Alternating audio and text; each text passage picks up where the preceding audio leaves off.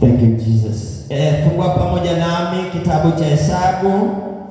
Hesabu ni mlango wa 23. Mstari ni ule wa 5 mpaka 8, tena 11, 19 mpaka 23. Man's effort versus God's will. Man's bidii ya mwanadamu versus mapenzi ya Mungu. Hicho ndicho kiini chetu cha siku ya leo, ama thimu yetu ya mahubiri ya leo. Basi ukiwa umefungua Biblia yako, ukiwa umefungua mahali ambapo unasoma, nataka nikuletee ujumbe huu wa Bwana ambao amenituma kwa kanisa lake, ili ya kwamba tukaweze kupokea tena kwa njia inayostahili kabisa. Maandiko inazungumzia, maana hapa kulikuwa na watu watatu, na hao watu watatu nataka usikize vizuri, ya kwamba mmoja alikuwa anaitwa Balaki, naye alikuwa mtawala, na wa pili alikuwa anaitwa Balaamu, naye alikuwa mjumbe wa Bwana, na watatu alikuwa ni wana wa Israeli ambao ndio wanaongelelewa katika sermoni ya siku ya leo. Lakini kabla niende pale, ikawa wakati mmoja Balaki aliona ya kwamba Waisraeli wanakuja kushinda. Akaangalia akaona ya kwamba Waisraeli ni kama wameshashinda ile vita aliyokuwa amengojea. Na Balaki alipoangalia akaona ya kwamba nitamwita Balaamu. Kumbuka, nataka nikurudishe nyuma ya kwamba Balaamu alikuwa mjumbe wa Bwana, alikuwa mtumishi kama mimi, alikuwa mtu wa Mungu kama wewe. Na wakati Balaki aliona ya kwamba ile vita alikuwa apigane na Israeli, nikana kwamba wanaenda kushinda, nikana kwamba idadi yake inaendelea kuongezeka, maandiko inaniambia vizuri sana ya kwamba akamwita Balaamu, akamwambia Balaamu, njoo, maana nataka ukwe kwenye mlima ili ya kwamba ukazungumza na Bwana, maana nataka akanilaanie Israeli, maana nataka akaniangamizie Israeli. Maandiko inaniambia ya kwamba Balaamu akampa sikio Balaki,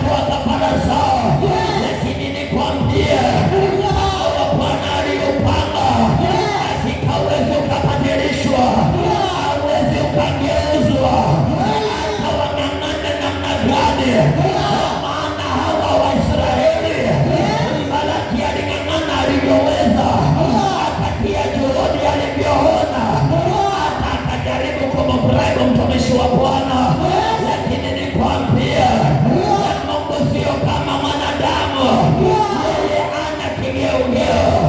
Ndio maana nimetuma nikwambie, usiwaogope maadui, maana Yesu atakulinda.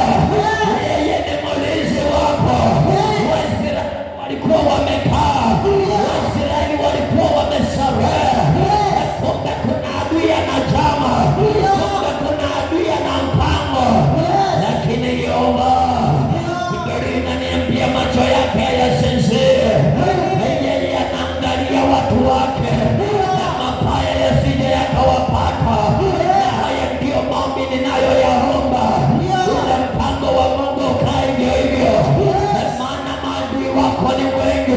Ninasikia kelele ya watu walio katika hatari, wako katika maisha kama hayo. Balaki wa maisha yao amenang'ana anavyotaka, lakini hatatoboa.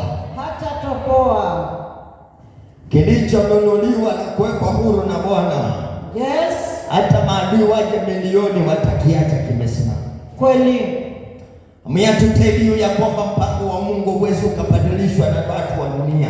Kweli hata kama wanaweza kukusukuma na kujaribu kidogo, lakini nataka nikwambie ushindi Mungu aliuweka toka mwanzo. Amen. Na wale walio wake watapokea ushindi ule.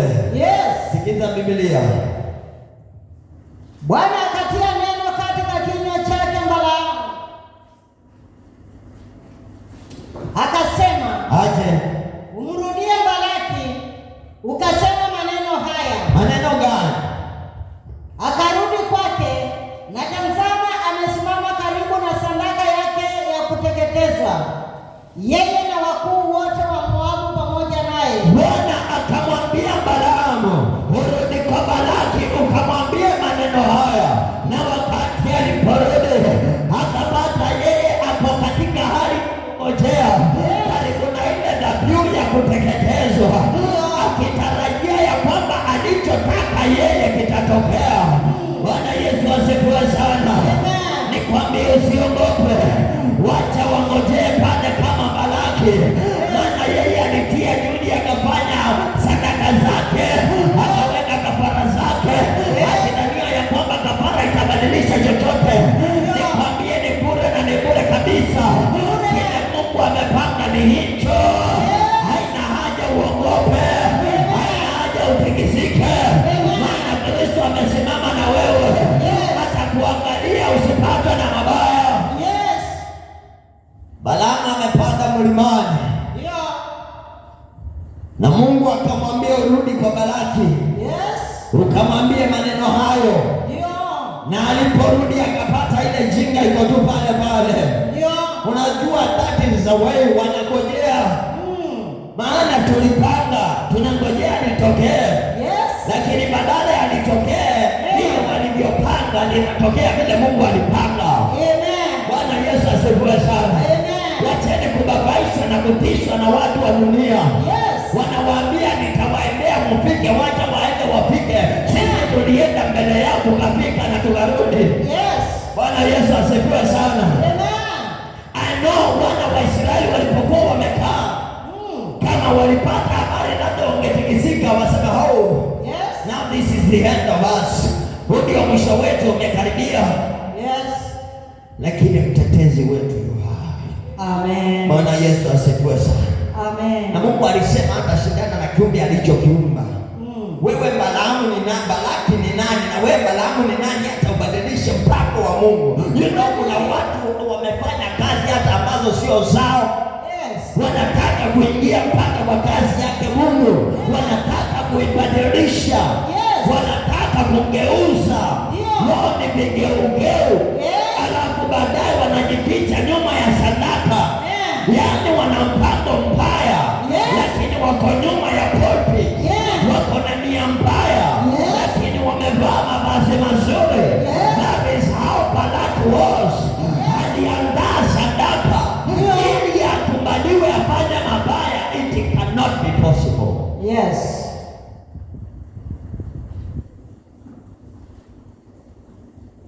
So long as Jumapili kama vile tuliambiwa, utamkuta Mungu hapo. ameshatangulia. So long as Mungu yuko nyuma yangu, ako mbele yangu. Amen. So long as ako mbele yako, you should not worry. Yes. Wewe usiwaze chochote. Don't worry. Maana mtetezi wako hayuhai. Amen. Akatunga mithali yake, akasema, sikiza vile alirudi akisema,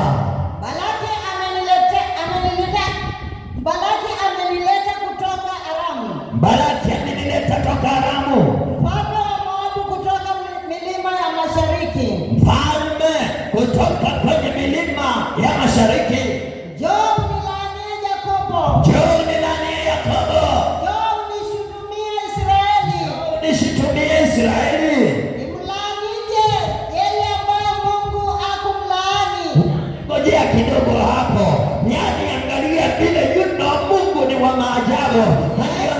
Siku zote wacheni Mungu waitwe Mungu, maana kile ambacho Balaki alitarajia sio kile. Habari imekuja nyingine, akatokea na akatunga mithali akisema, mfalme amenitoa kutoka milima ile mpaka milima ile ili niweze kulahani Israeli, yani mji uliobarikiwa na Bwana.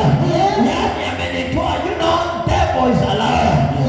Anaweza akakupeleka, anachukua mtu anaona vizuri hapa hakuna njia, lakini anakuambia penyea hapa, utamshika na nyuma. Kweli. Balaki akamchukua Balaki akamwambia, nenda mlima ili ukanilaanie Israeli na uwataabishe Waisraeli. Kweli. Alidhani ya kwamba hawana Mungu. Kweli. Walidhani ya kwamba hana mtetezi. Kweli. Na hivyo ndivyo adui yao wanadhani. Wanadhania ya kwamba you are alone, uko peke yako. Yes. Wanadhania ya kwamba wataenda kwenye milima ya waganga wakuu, wanadhani wataenda kwenye wachawi hatari wakumalize.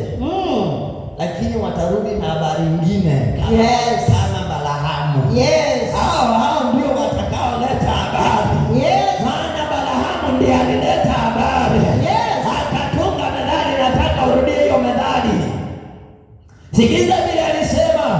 Akatunga methali yake. Akasema.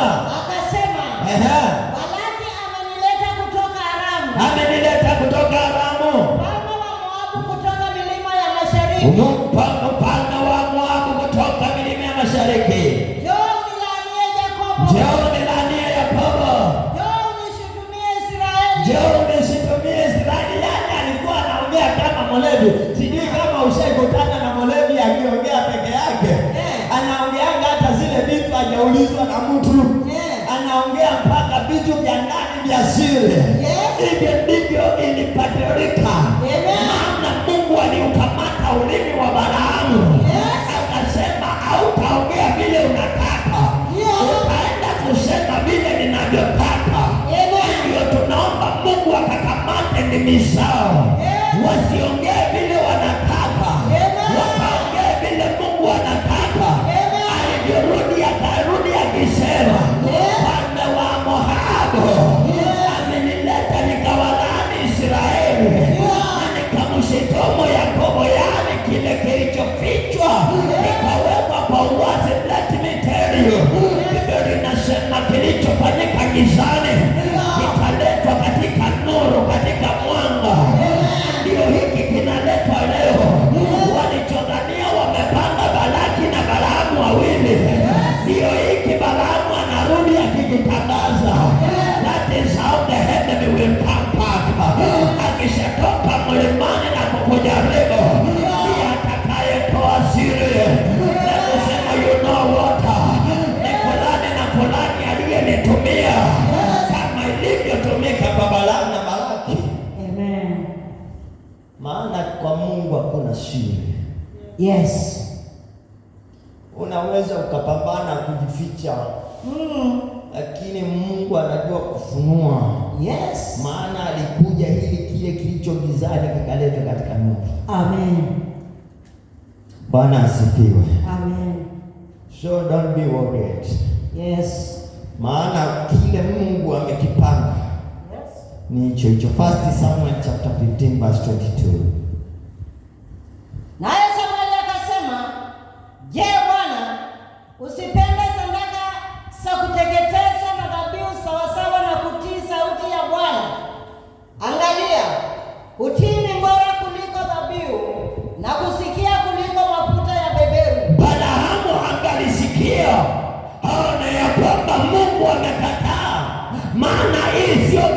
trial.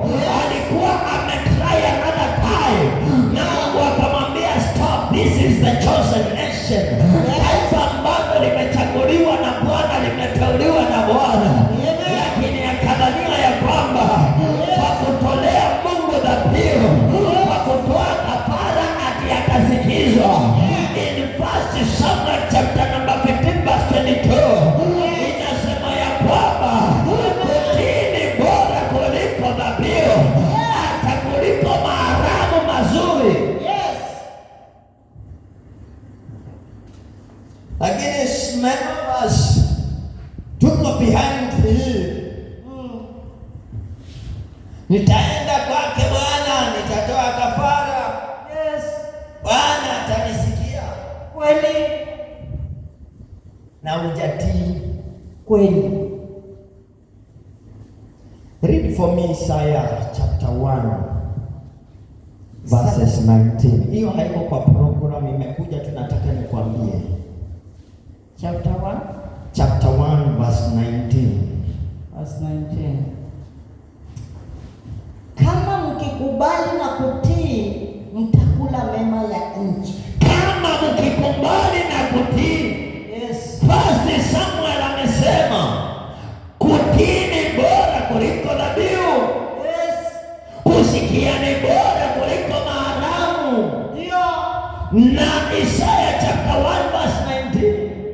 Mukisikia na kutii, mutayala mema ya nchi. Amen. Enda ukisomea 20. Balaki angeangalia. Na Balaamu angesikia. Haona sio kwa dhabihu, bali ni kwa kutii na kushika neno la Bwana. Amen. Hata vita ingekuwa. Lakini kwa sababu alitaka kumbribe, bribing God nowadays. Watu wameacha ule usafi na kumtendea Mungu kazi na kujitoa kumsikia. Wanasema angalau wacha tupeleke dhabihu. Mungu atatuhurumia. Kweli. Sasa dhabihu ndio itasikia. Kweli. Dhabihu ndio bora kuliko wewe. Kweli. Haujajichunguza ndani ya moyo wako. Ukajisafi na ukakubali na kutii neno lake Bwana. But you are there. Mimi nasema usitoe sadaka toa.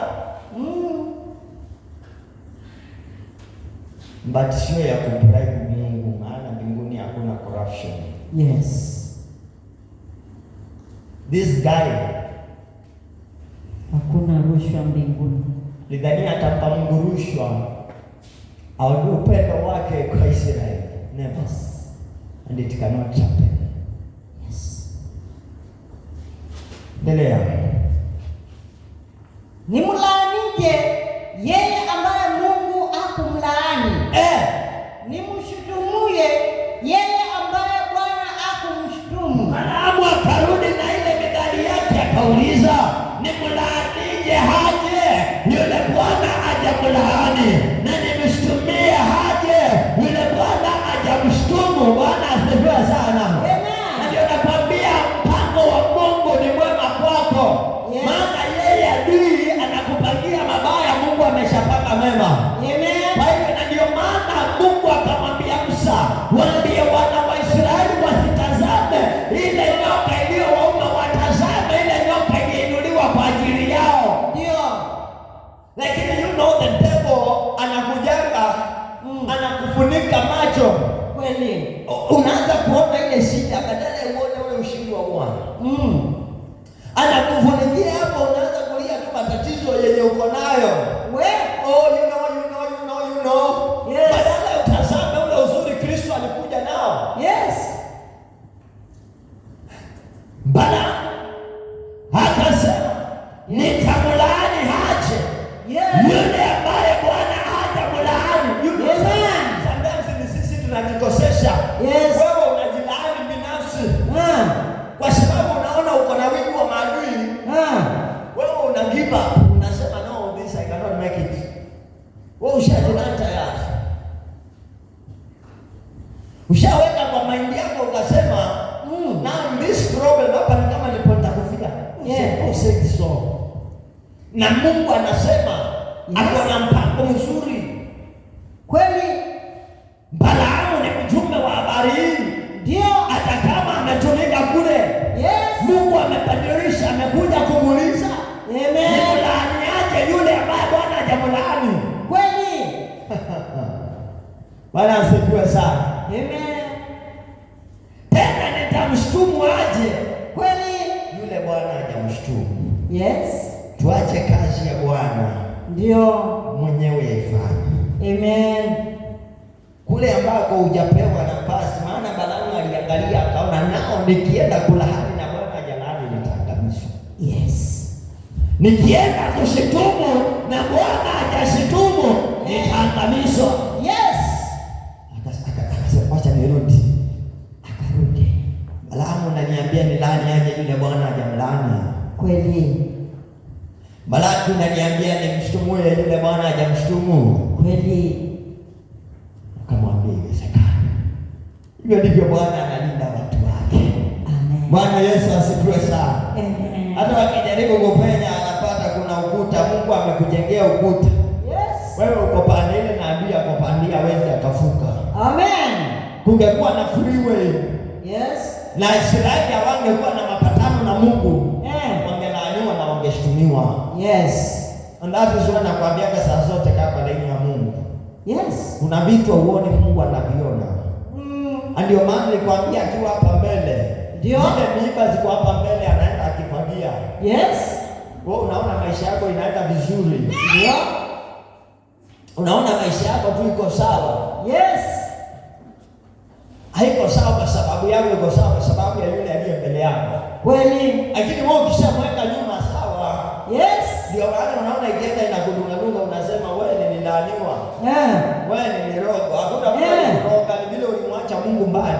Yes. Ulimweka nyuma wewe ukaenda peke yako. Yes. Biblia inasemaje? Balaki akamwambia Balaamu, umenitendea nini? Nimekuleta ili uwalaani adui zangu, na tazama umewabariki kabisa kabisa. The effort of this man so called Balak aikubadilisha ule mpango wa Bwana.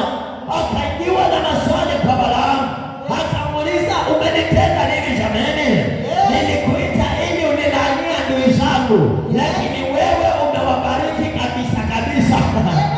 Yaani kila kitu environment ikabadilika towards. Yes. This was not what I was expecting. Yes. Hii sio kile nilitarajia. Nilitarajia uende ukaangamize. Lakini wewe umeenda kuokoa.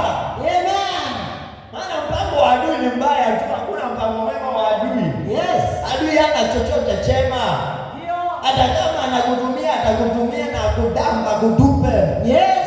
Ukisaidia kwa matatizo akuchekelee na akufedheshe. Ndio.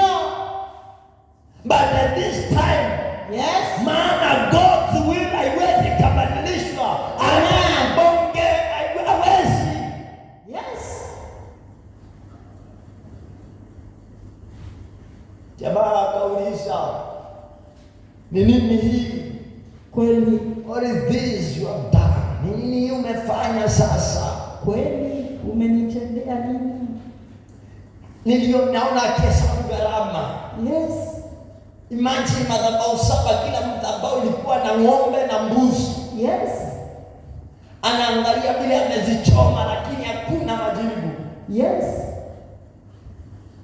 Ndio maana nakwambianga jichunguze, uangalie unatumiwa na nini. Yes. Maana shetani atakudrain tu. Hakuna kukuongeza, anakukamua tu. Yes. Wakati nguvu zitaisha, unaanza kuchechemea. Unagundua ukiwa late kumbe. That was not the way. Hiyo haikuwa njia mwafaka. Sure. Ningerudi kitambo kwa njia, lakini sasa nimeenda mwendo ambali. Siku zimeisha. Yes. That is the church of today. Yes. Usipokuwa macho na usipokuwa macho, ndio mali yako itatumiwa na shetani. Yes. Pasipo na mwelekeo na faida. Amen. Nguvu zako zitumiwe na yule mwovu. Ndio. Ana chochote chema.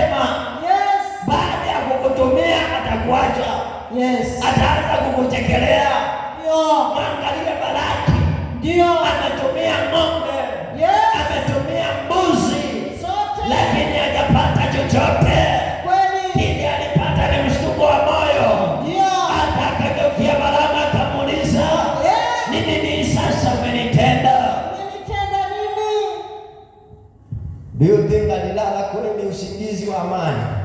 Kweli.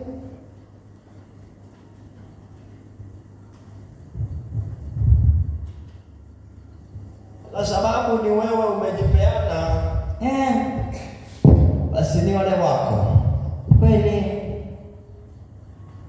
Lakini ikiwa utasikia na kutii, utakula mema ya Mungu ya nchi.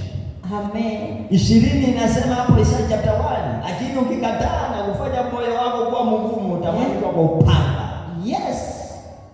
Sijui mwisho wa Balaki ulikuwaje. Kweli.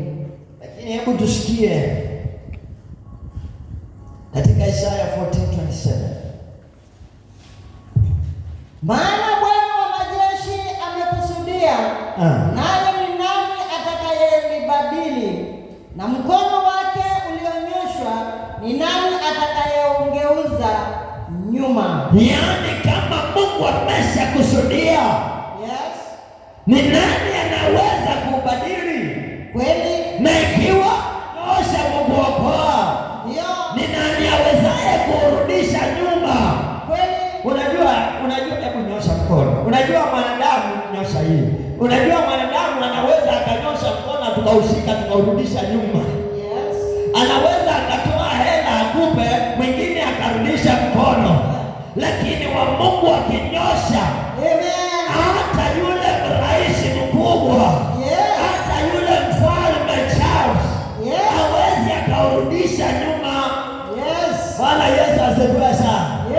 Habari zwana kuambia Mungu siku zote, kila Mungu umeamua kinijie, kusitokee yoyote akikuzuia.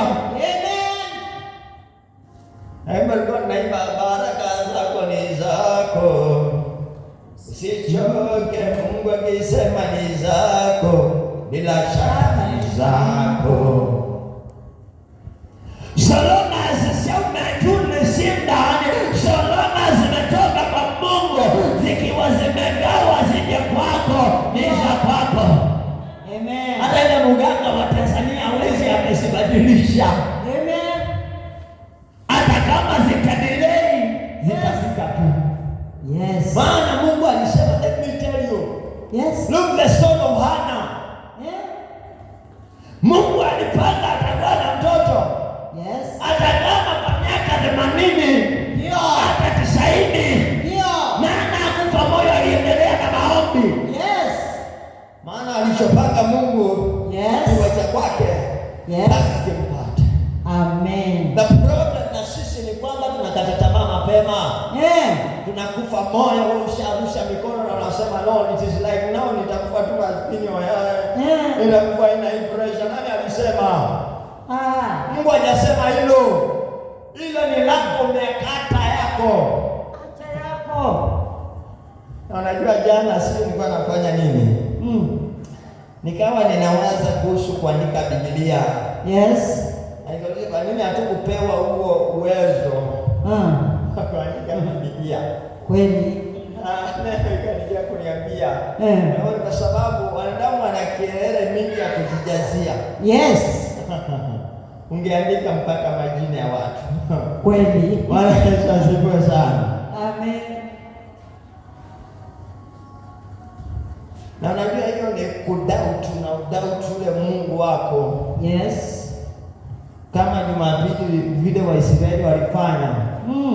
Kaanza kuuliza tuna Mungu au hatuna? Kweli.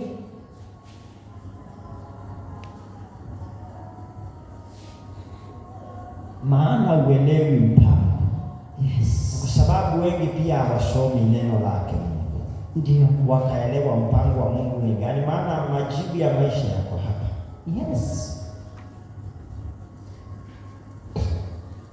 19.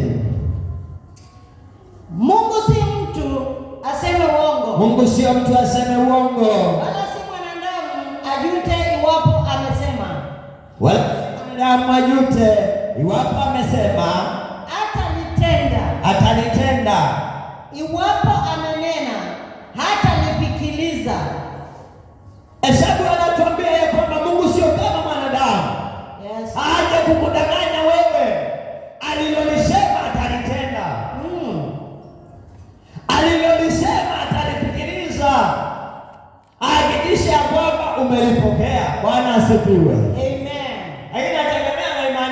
wewe. Maana imani ndio kiunganishi chetu na Mungu. Unamwamini namna gani? Unajua nikiachia Sergeant Major kitu kama simwamini nitaenda nikiangalia nyuma. Naenda nachungulia. Anafungua. Imani, Mungu si mwanadamu, si kama wewe. Si kama mimi. Anakuja kudanganya, hapana. Kile alichosema huwa anatenda. Amen. Na tulishike hilo na tulishike kwa makini. Maana Mungu wetu ni mwaminifu. Ndio. Aliapa kuibariki Israeli. Ndio. Itawezekanaje tena abadiliki ailaani? Kweli. Aliamua kuipa Israeli amani. Itawezekanaje tena aishtumu? Kweli. Haiwezekani. So ni sisi watu tunabadilika, Mungu abadiliki. Ni yule jana, leo na hata na milele. Labda ni wewe ulitoka kwenye zizi lake. Na hata kama uko kwa zizi uko hapo kibahati mbaya, ni kama uelewi uko wapi. Maana imani hauna. Mimi nitakwambia ukweli. Yaani unaona watu wamejawa na kutangatanga kama Balaamu. Na Balaki. Wako huko milimani, wako huko mabondeni, wako huko na huko. Maana wamebebewa imani zao na watu. Kweli. Yesu akawaambia, jitwike msalaba wako kanifuate. Amen. Hakuna mwingine atakayejitwika msalaba wako. Ni wewe ujitwike msalaba, mtafute Mungu kwa imani yako mwenyewe. Amen. Wakati mwingine kawaambia usio ule wakati manabii na mitume ndio walikuwa wanaenda kuwaulizia mabwana. Wakati pasia ilipasuka katikati, ulipewa nafasi ya kumwona mkosi. Amen. Bwana asifiwe. Amen. Proverbs 19 verse 21. Mnaila nyingi moyoni mwa mtu, lakini shauri la Bwana ndilo litakalosimama. Mnaila nyingi moyoni mwa watu, lakini shauri la Bwana ndilo litakalosimama. So wacha wawaze mabaya juu yako. Amsha huyo, nitamgawia amani, atalala kwake. Unayelala amka, amani itakupatia mingi. Amen. Usiku utalala kama mtoto mdogo. Ndio hii tunaambiwa hapa. Amka nikupatie.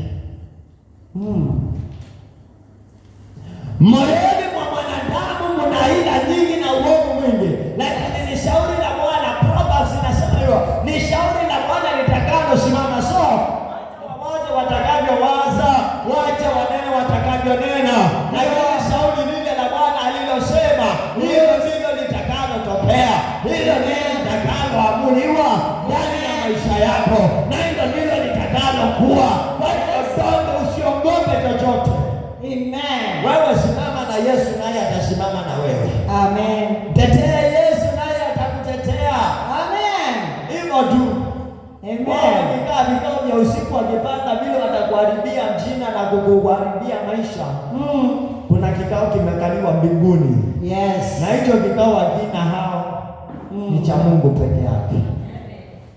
Yeye anapanga mema kwa ajili yako. Msome Yeremia. Ana mpango mwema, mpango wa maisha yako, mpango wako. Ni sisi tu tunatia watu wa dunia nguvu. Unawaonyesha ni kama kuna kitu wameweza, na ndio maana nakwambia, don't show your enemy your weakness. Hata kama unauma unasikia ni kama utakufa the next minute. Ukikutana naye mwambie, mimi am very okay. Niko sawa kabisa. Hata kama una chochote mwambie, mimi niko sawa. Tajiri. Lakini ukiona kumwonyesha kama amekuweza, atajua kale kamudika alishika finye kabisa. Kweli. Usipende kwenda kuonyesha vile ulivyo, madhaifu yako. Hata wakati unalia kwa ndani, onyesha furaha ya nje. Amen. Na hivyo utamshinda adui. Amen. Maana saa zote kwa kinywa chako kutajawa na kushukuru, na Mungu atapendezwa. Amen. Na katika hiyo hali utapata ushaingia kwa kamili. Amen. Hebu soma. Tazama, nimepewa amri kubariki. Yeye amebariki, nami siwezi hawezi kulitagua. Hakutazama uovu katika Yakobo, wala hakuona ukaidi katika Israeli. Bwana Mungu wake yu pamoja naye, na sauti kuu ya ufalme ikatikati yao. Na sauti kuu ya ufalme, nataka uandalaini hiyo neno. Bwana Mungu wao yu katikati yao, so hajawaondokea au hajawaacha. Amen. So the moment the enemy anakuja kama Balaki, anapata their king, their savior ako katikati yao. Amen. Bwana Yesu asifiwe sana. Amen. Hajataki kurenga nyanya mahali yuko hapo. Na tena anarudia akasema na sauti ya mfalme pia katikati yao. Amen. So mfalme wao anawatetea. Amen. Na hiyo ndio nataka ukamiliki. Yes. Ili ya kwamba mfalme ambaye ni Mungu akawe katikati yenu. Amen. Ndani ya familia yako. Yes. Ili wale adui anapokuja anasikia sauti ya huyo ni mfalme. Yes. Anarudi na ile alikuja nayo. Amen. Bwana asifiwe. Amen.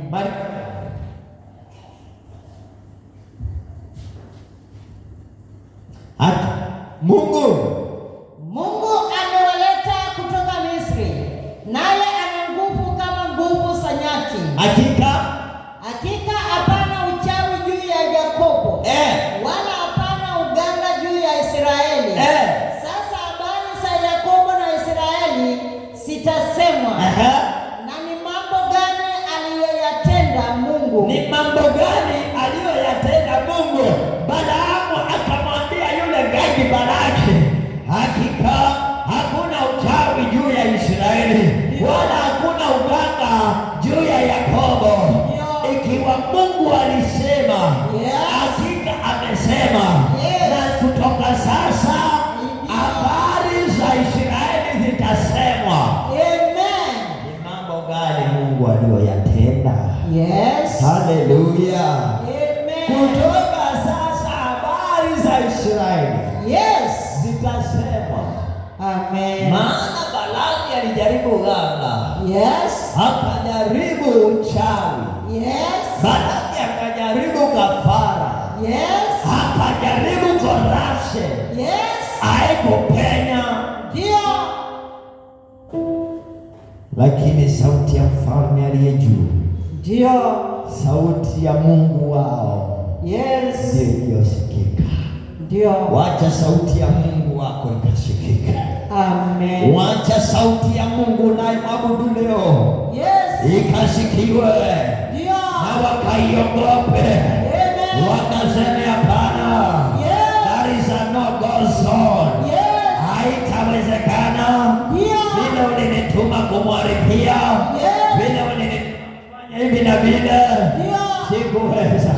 Yes. Maana nilisikia sauti ya Mungu wake. Amen. Na hivyo kwako. Amen. Na itokee hivyo kwangu na kwako. Yes. Kuanzia leo habari zikasikike. Amen. Yale matendo Mungu wako ameyatenda. Yes. Romans chapter 8 verse 31. Basi tuseme nini juu ya hayo? Mungu akiwapo upande wetu, ni nani aliye juu yetu? Kanisa, basi tuseme nini juu ya hayo? Yes. Mungu akiwa upande wetu, ndio, ni nani aliye kinyume chetu? Kweli. Mungu akiwa upande wako, yes, barikiwa. Kama vile Mungu alikuwa na Israeli, ndio, kama vile Mungu alikuwa upande wa Israeli, yes, atabariki atoe nchi yote, atabariki atoe fedha zote, yes, hakuna anayeweza kuwa kinyume chako. Kweli. Mungu akiwa upande wako, amen, ni nani awezaye kusimama juu yako?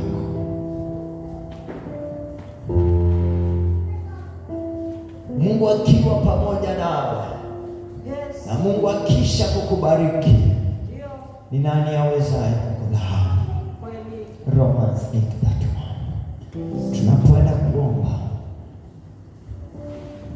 kuna nguvu na mapenzi ya Mungu.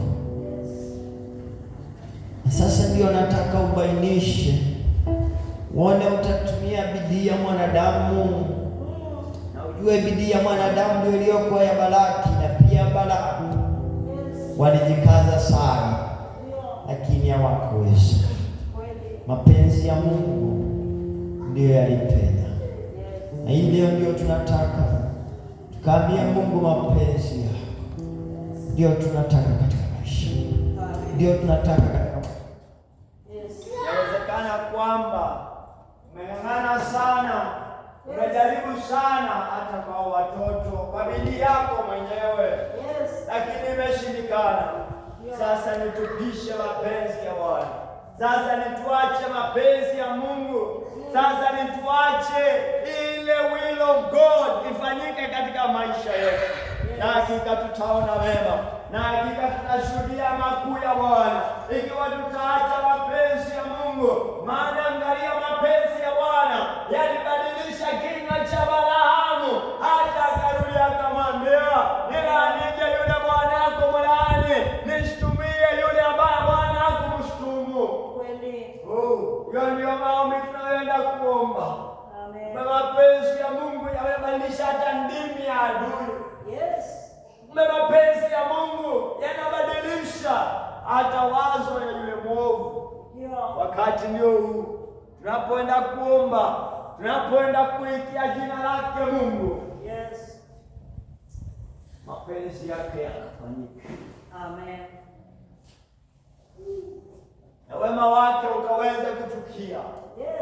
Uzuri wa mbingu ukaonekane. Kama vile ambavyo walisema, mfalme wao yu katikati yao. Na sauti ya mfalme huyo imesikika ikinena kwa ajili yao. Hivyo ndivyo tunaomba Mungu akatende nasi. Hivyo ndivyo tunaomba sauti ya Mungu ikasikiwe. Na najua ya kwamba Jehova wa mbinguni, Mungu wa Israeli, ataenda kututetea, ataenda kutusimamia, ataenda kutupigania, ataenda kuwa nguzo kwa ajili yetu. Amen.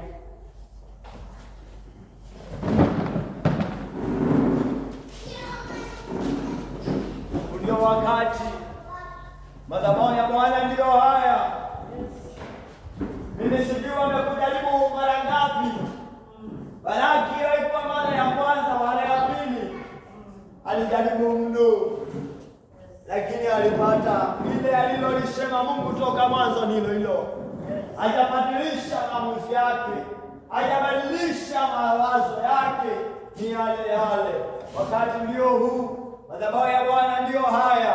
Njoo tukaombe pamoja, tunapoongozwa katika hali ya ibada, tukamnyenyekee Mungu. Na hakika sasa habari za Israeli zitasemwa kote, na wote watakaosikia watashangazwa na matendo ya Mungu, watashangazwa na ile miujiza Mungu ametenda kwa ajili ya maisha yako. Napoongozwa, wakati ndio usiogope, njoo mlilie Mungu, jitwike msalaba wako na uje kwenye madhabahu ya Bwana, naye Mungu atakuangalia, na Mungu naye atakusaidia, naye Mungu atakusimamia, atakushindania katika jina la Yesu Kristo.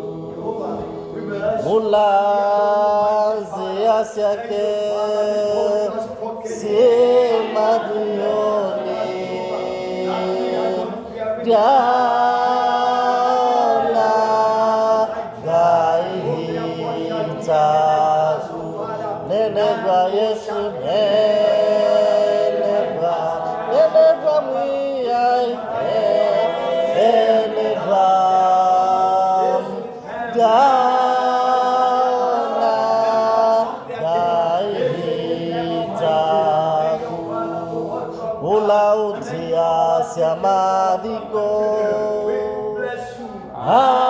akanengale hayo jana kaihitaku neneva Yesu neneva mwiyai neneva jana kaihitaku nambatakimani Yesu ngomane naku babatama kwa ngono ese Yesu mbidukese nambatakimani Yesu ngomane naku babatama kwa ngono ese Yesu mbidukese ninambatakimani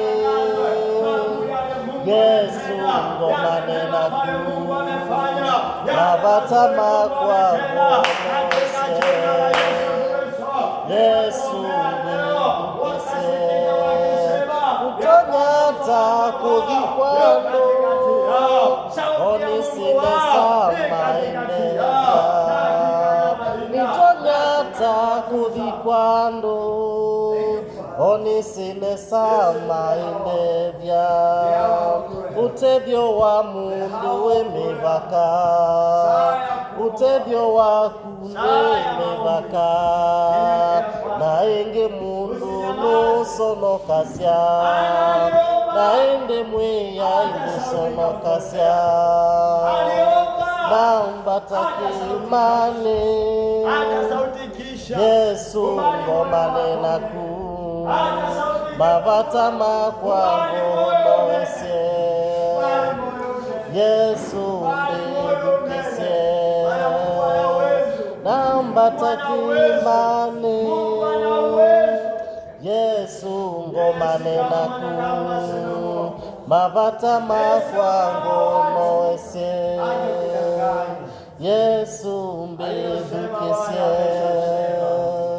nambatakimani Yesu ngomane naku babatama kwa ngono ese Yesu mbidukise utongata kuthikwangu onisine samaindevya utevyo wa mundu wemevaka utevyo wa kundu wemevaka.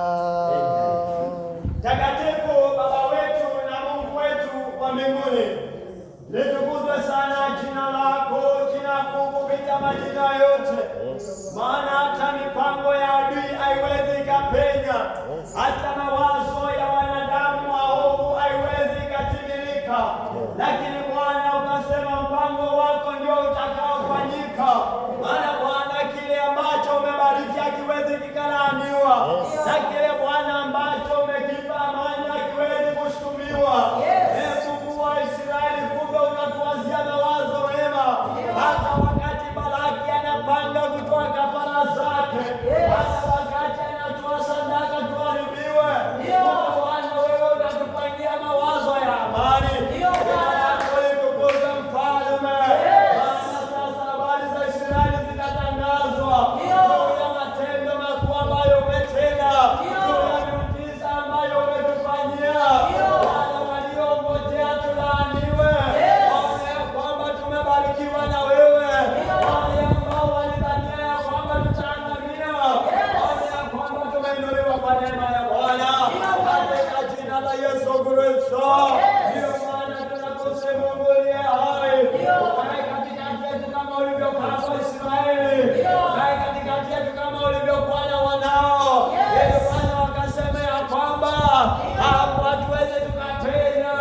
Huyo ni mtoto wa Mungu, huyo ni mwana wa Mungu.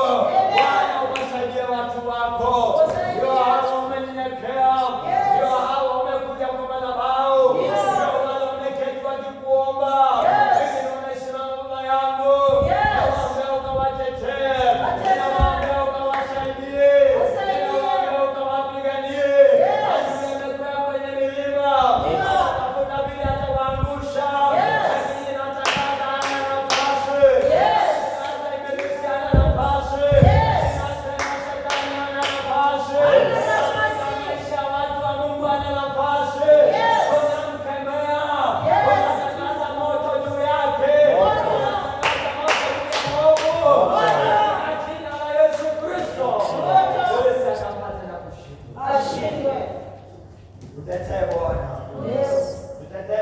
wana wako. Utupe nguvu Bwana, nguvu za kukaa na wewe.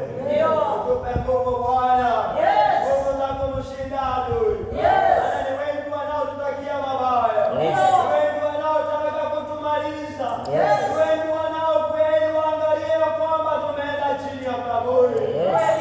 Mungu wa mbinguni, vile ulisimama na Israeli, kama vile ulitetea Israeli, kama vile uliwapigania Waisraeli, Mungu tetea hawa, Mungu tetea hawa, Baba utetea hawa, Baba utetea hawa, wangu wapiganie, wangu wapiganie, wengine wanakimbizwa hata usiku, wametumiwa hata mapepo. Baba njoo watetee, usiwache wahangaike, usiwache wahangaike, usiwache wahangaike, bali Bwana watetee. Pigana na adui zao, nasema pigana na adui zao, nasema teta na wanaoteta nao, ninasema haribu wale wanaotaka kuharibu katika jina la Yesu Kristo. Maana wewe ni Baba wa mapenzi mema, unasema wanaokutumainia hawataaibika, hawatapeleka. Wale wanaosimama na wewe Bwana, umesema utasimama na wao. Hawa Bwana wamesimama na wewe. Najua kulikaliwa vikao, najua kulikaliwa kamati ya kuhakikisha wameanguka, kamati ya kuhakikisha wameharibikiwa, lakini kumbe usimu wako. Maana umesema katika Roma 8 Bwana, ya kwamba Bwana ukiwa wetu ni nani atakaye kwa kinyume chetu? Ukasema tena katika Hesabu ya kwamba hakuna uchawi, hakuna uchawi utasimama juu ya Israeli, hakuna uganga utakaopenya juu ya Yakobo. Na ndio maana tunajivunia kwa wewe Bwana, ndio maana tunajivunia kwa wanao, ndio maana tunajivunia kuitwa wana wa ufalme. Maana hakuna uchawi, hakuna uchawi utakaopenya hata kwa watoto wetu, hakuna uganga utakaopenya hata kwa ndoa zetu, hakuna kile Bwana ulichopanga.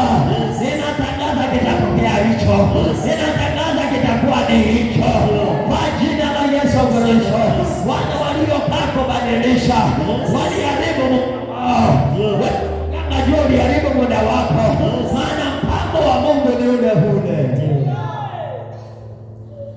Hata wakae vikao 27, hata waende kwa waganga kule Tanzania na kokote kule watakakoenda, sisi tunakujua, sisi tunakuamini, tunaelewa wewe Mungu unaweza. Hata hao wanakuinamia, na kwa sababu hii Jehova, tunaomba ukashike vinywa vyao, tunaomba ukashike ndimi zao. Hata wale waliokusudia kututenda wakatokea barani kama Balaamu, wakaseme, wakakiri, wakashuhudie ya kwamba walipenda ikuweza, walijaribu wakashindwa, wajitokeze leo. Wale wamejaribu kutufitini, wale wamejaribu kutoroga, ninasema waje leo, ninasema wajitokeze leo, watolewe kwa vichaka vya moto. Ninasema kule wamejificha watolewe kwa moto, ninasema watolewe kwa moto.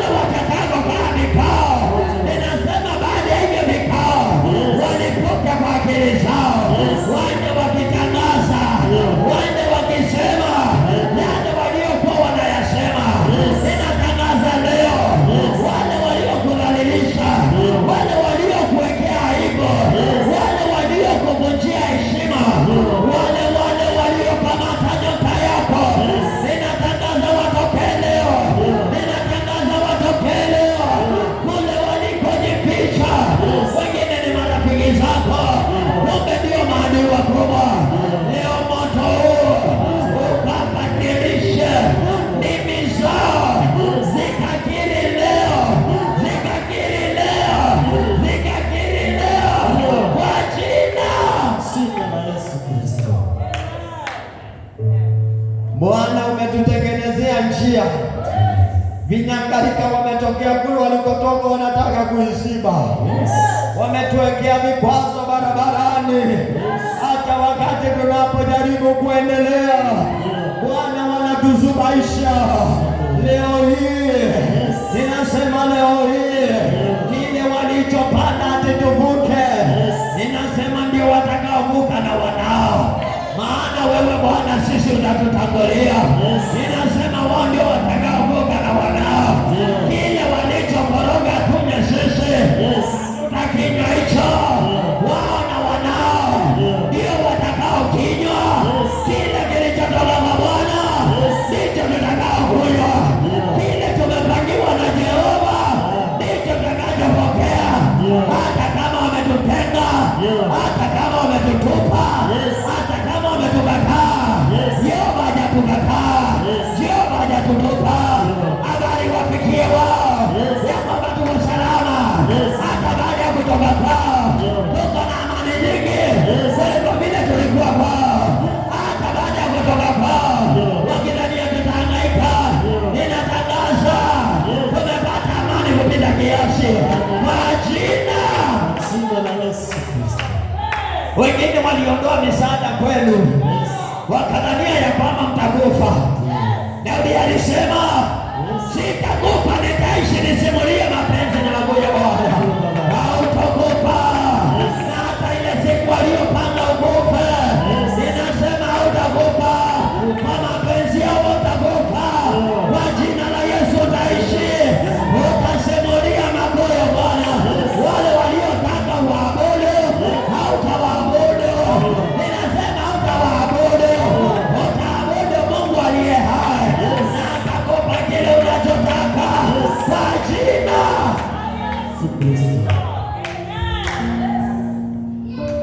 waliinua madhabahu kama Balaki, madhabahu ya uchawi na uganga, wakatoa kafara, wakasema vile wamemwaga damu, ati ndivyo kwako kutamwagika damu, ati vile damu imeenda chini, ati ndivyo kwako mambo yataenda chini. Ninasimama katika nafasi ya nabii, nikanushe maneno yao, nikanushe kafara zao, ninatoa pumzi kafara zao, niwaambie hata hazina faida yoyote.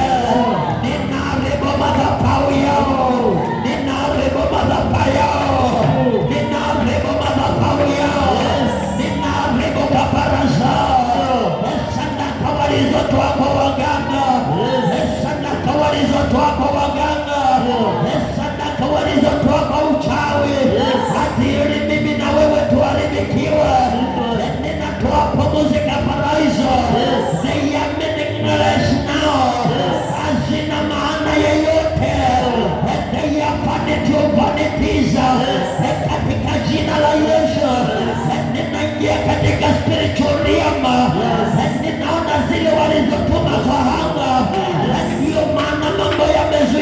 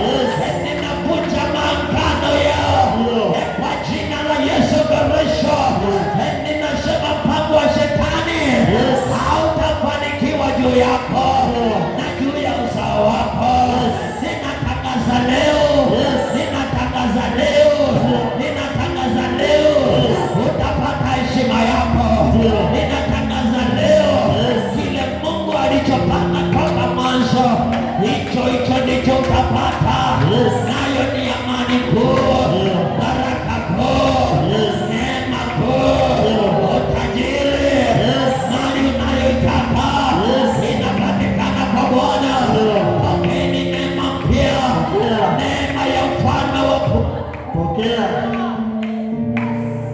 Utukuzwe. Yes. Utukuzwe. Yes. Wewe Bwana uinuliwe. Kumbe wewe sio kama sisi wanadamu. Yes. Wewe ubadiliki, wewe ugeuki. Ulikuwa jana hivyo hivyo, kesho utakuwa hivyo hivyo, leo uko hivyo. Bwana ubarikiwe sana. Asante kwa kututunza. Asante kwa kutujali. Asante kwa kutulinda. Asante kwa ajili ya hao waliokimbia kwenye madhabahu. Uhuru wao wakaupokea. Na chote walichokitaka wakapokea. Hata hao walio kwenye ukumbi huu. Hata wale waliotupata wakiwa barabarani kule nje. Mungu wangu, acha neema ikawatosha. Uhimidiwe na ushukuriwe. Asante kwa kunitumia. Asante kwa neno lako. Asante kwa roho wako. Kila mmoja sema amen.